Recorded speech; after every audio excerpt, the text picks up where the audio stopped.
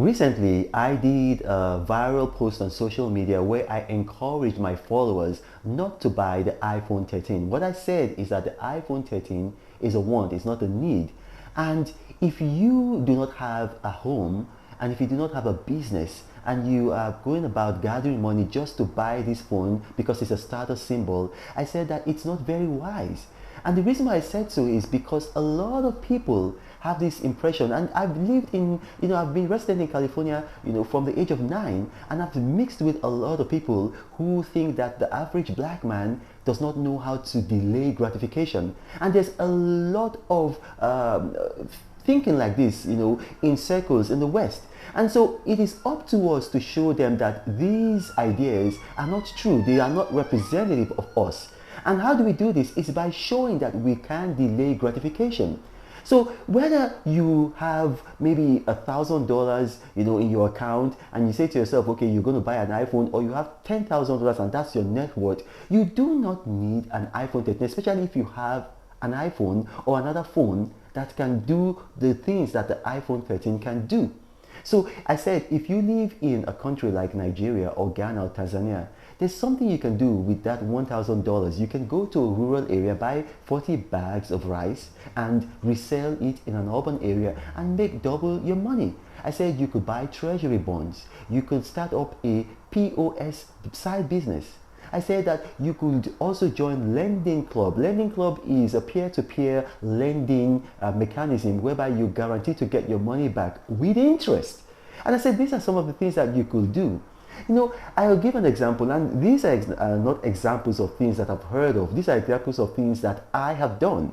In 2010, when the Apple iPhone 4 came out, it cost about $700. And at that time, especially about October, I remember that, the Apple shares were fluctuating between about $40 and $50. So basically, in 2010, with $700, you could either buy an Apple iPhone 4 or you could buy 14 Apple shares. Now, fast forward to 2021. If you had bought an Apple iPhone 4, that phone will be worth just $40 today. So that means it's lost about 92% of its value. Meanwhile, if you bought 14 Apple shares for $700, those shares today, they will be worth somewhere between $2,100, and that's $2,100 is $2,100 and $2,500, because the very nature of shares is that they fluctuate. So here's the thing, you would have made about 500% on your money. That's 500% return of investment. Now you think about it. There are people, and I'm one of them, who can afford to buy an iPhone 13 because I have shares, and then I'm not even spending for money that I'm making. I'm spending from money that's coming from my shares, after looking after my children, after doing some of the things that I want. Then that's what they call disposable income.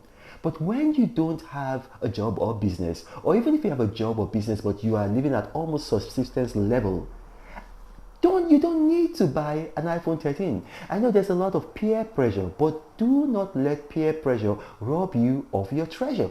Some people say, if it makes you happy, buy it. If it makes you happy, buy it. See, that's the kind of mentality that people have complained about the black man.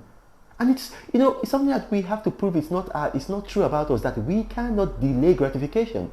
If it makes you happy, buy it now. What about tomorrow?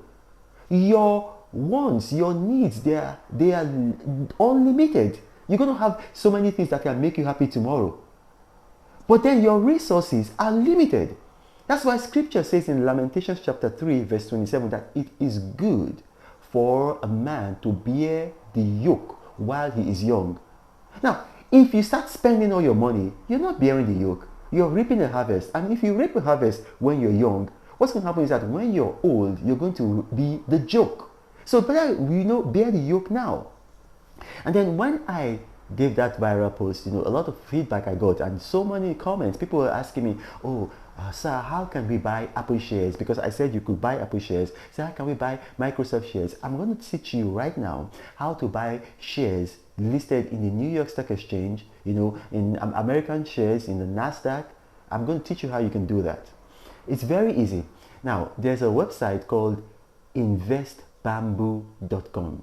investbamboo.com. Now, I'm not affiliated to them. I'm not promoting them. I have nothing to do with them. I'm just doing this as a social responsibility to help my followers, to help people create generational wealth.